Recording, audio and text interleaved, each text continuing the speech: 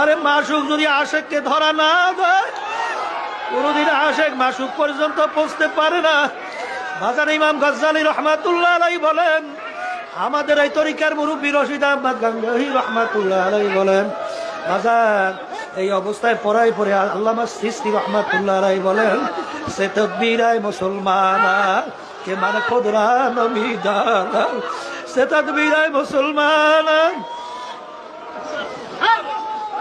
আল্লাহু আল্লাহ।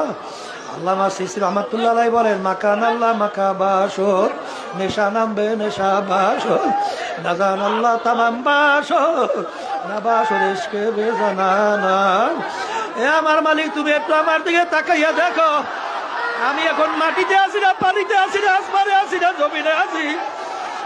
আরে আমি তো এখন মাকান না মোকান হয়ে গেছে, আমি এখন নিজেকে নিজে চিনি না।